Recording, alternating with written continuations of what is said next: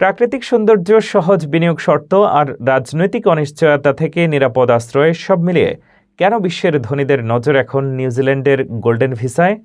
নতুন নিয়মে কী সুবিধা মিলছে? কেন হঠাৎ আবেদন বেড়েছে মার্কিন ও চীনা ধনীদের? কত বিনিয়োগে মিলছে স্থায়ী বসবাসের সুযোগ? জানুন সব চমকপ্রদ তথ্য রিপোর্টে। বিশ্বের ধনীদের নতুন গন্তব্য এখন নিউজিল্যান্ড, আর সেই আকর্ষণের কেন্দ্রবিন্দু দেশটির তথাকথিত গোল্ডেন ভিসা।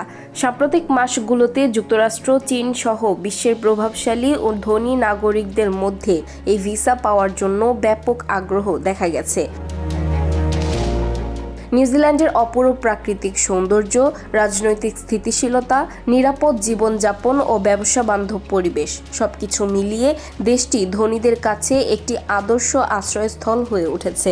বিশেষ করে যুক্তরাষ্ট্রের রাজনৈতিক অনিশ্চয়তা ও সামাজিক অস্থিরতা থেকে মুক্ত থাকতে অনেক ধনী মার্কিন নাগরিক নিউজিল্যান্ডকে বিকল্প হিসেবে বেছে নিচ্ছেন। 2025 সালের এপ্রিল মাস থেকে চালু হওয়া নতুন অ্যাক্টিভ ইনভেস্টর প্লাস ভিসা আগ্রহ আরও বাড়িয়ে দিয়েছে। এই ভিসায় বিনিয়োগের ন্যূনতম অঙ্ক কমানো হয়েছে, ইংরেজি ভাষার দক্ষতার শর্ত বাতিল করা হয়েছে এবং স্থায়ী বাসিন্দা হতে দেশটিতে থাকার সময়সীমা 3 বছর থেকে কমিয়ে মাত্র 3 সপ্তাহ করা হয়েছে। ফলে ধনীদের জন্য প্রক্রিয়াটি হয়েছে দ্রুত ও সহজ।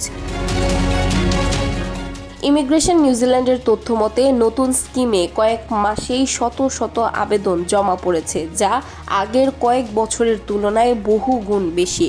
আবেদনকারীদের বড় অংশই যুক্তরাষ্ট্র ও চীন থেকে আসছে।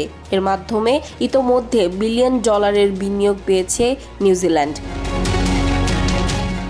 ইমিগ্রেশন মন্ত্রী এরিকা স্ট্যানফোর্ড জানিয়েছেন, এই ভিসা কর্মসংস্থান সৃষ্টি, ব্যবসা সম্প্রসারণ ও অর্থনৈতিক প্রবৃদ্ধিতে বড় ভূমিকা রাখবে। সব মিলিয়ে নিরাপত্তা ও সুযোগের খোঁজে বিশ্বের ধনীদের কাছে নিউজিল্যান্ডের গোল্ডেন ভিসা এখন এক অনন্য আকর্ষণ।